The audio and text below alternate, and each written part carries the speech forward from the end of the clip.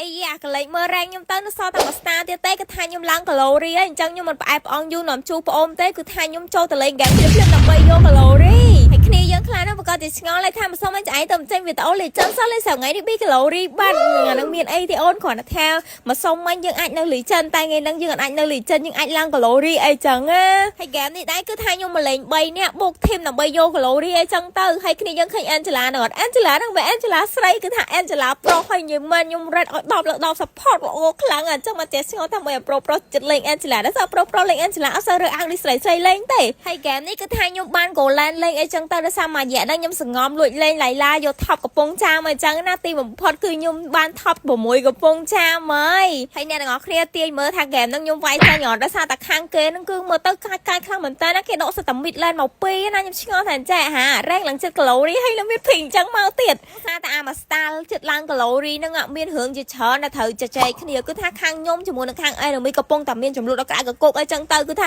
ចំនួនពាក្យសម្ដីខាងខ្ញុំហ្នឹងគឺលេងធម្មតាអីចឹងទៅគូရှင်ហ្នឹងគេឆាតតែ enemy ថាឡុកខ្ញុំមែនដល់ពេលហើយមានណាខាង enemy គេឆាតមកសិថា easy way ហ្នឹង easy win ហ្នឹងហើយសិតតែឲ្យយើងហ្នឹង surrender ទៅទាំងដែលគេស្អីគឺយើងអត់តុបបាននិយាយទៅគឺកំពុះស្ដាច់តុបហ្មងតុបយកហ្មងដោយសារតែយើងរៀនមានជំនាញតុបផ្ទះអីចឹងណាហើយណាមួយខ្ញុំគិតថា game ហ្នឹងធ្វើមិនក្តៅគឺត្រូវតែបានកាឡូរីឲ្យបានហ្មងហើយកន្លែងនេះខ្ញុំបថយវាយនិយាយទៅព្យាយាមវាយមែនតើហ្មងហើយខ្ញុំគិតថាខ្លួនឯងមានវាយអីឲ្យតុបបានហើយគ្នាយើងដឹងមកយ៉ាងអាមួយ game ឡើងកាឡូរីហ្នឹងគឺតឹងចិត្តខ្លាំងមែនតើហ្មងលេងឡើងចង់កន្លះម៉ោងពងតែវាយលោសកហើយលេងស្រាប់តែអាចឈោហ្នឹងវាមក lock hyper ខ្ញុំងាប់ដល់ពេលចឹងទៅកន្លែងនេះខ្ញុំក៏បើកវាយហើយបថយយកឡតហ្នឹងទៅដឹងថាបានហើយកន្លែងនេះខ្ញុំចិត្តបាញ់បថយទៅក៏ស្រាប់តែបានឡតអូយនិយាយទៅគឺគិតថា game ហ្នឹង 100% ដឹងតែអាច comeback បានហើយហើយយើងនេះពងរត់តាមឡតត្រុកអីចឹងណាមានណាចុះស្តាន់វិវិសាណាអាយនោះដាក់ងាប់ប្រោយងាប់នៅកន្លែងហ្នឹងគិតថា